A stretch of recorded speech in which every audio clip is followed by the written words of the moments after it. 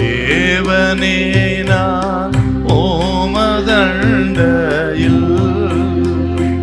இல்லோம் நெருங்கி சேர்வதே என் ஆவல் பூமியில். மத்தேயு 17:27. ஆகிலும் நாம் அவர்களுக்கு இடரலாய் இராதபடிக்கு நீ கடலுக்கு போய் தூண்டில் போட்டு முதலாவது அகப்படுகிற மீனை பிடித்து அதன் வாயை திறந்து பார். ஒரு வெள்ளி பணத்தை காண்பாய், அதை எடுத்து எனக்காகவும் உனக்காகவும் அவர்களிடத்தில் கொடு.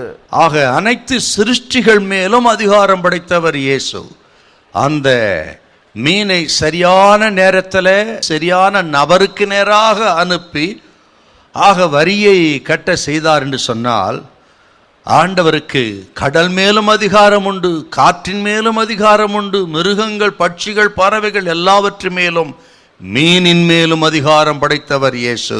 அந்த மீனின் வாய்க்குள் இருக்கிற வெள்ளிப்பணத்தின் மேல் கூட அதிகாரம் படைத்தவர் இயேசு. அனைத்து சிருஷ்டிகள் மேலும் ஆண்டவருக்கு அதிகாரம் உண்டு. பூமியும் அது நிறைவும் கர்த்தருடையது. லூக்கா 1:35 வாசிக்கிறோம், தேவனால் கூடாத காரியம் ஒன்றுமில்லை என்று கேட்டால், யோவான் 1:3 வாசித்து பார்த்தீங்கன்னா தெரியும், எல்லாவர் மூலம் உண்டாயிற்று, அவரே எல்லாவற்றையும் உண்டாக்கினார். அத்தனை அதிகாரம் படைத்தவர் இயேசு. நீங்கள் யாரோ எவரோ, இயேசுவை அறிந்தவர்களோ அறியாதவர்களோ, கர்த்தர் சொல்லுகிறார், இயேசு யாருன்னு கேட்டீங்கன்னா அனைத்து சிருஷ்டிக்கு மேல் அதிகாரம் படைத்தவர், அனைத்தையும் அறிந்தவர் இயேசு. ஆக யாருக்கும் எதையும் செய்ய வல்லவர் இயேசு. அவரால் கூடாத காரியம் ஒன்றுமில்லை. ஹல்லேலூயா.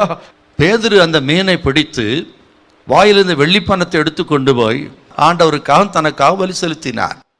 மீதம் இருந்ததை அவருடைய சொந்த செலவுக்கு வைத்திருப்பார். ஏன்னு கேட்டீங்கன்னா, ஆண்டவர் சொல்லியிருக்கிறார் மத்தேயு 6:33 முதலாவது தேவனுடைய ராஜ்யத்தின் நீதியை தேடுங்கள், அப்பொழுது இவங்களெல்லாம் கூட கொடுக்கப்படும்.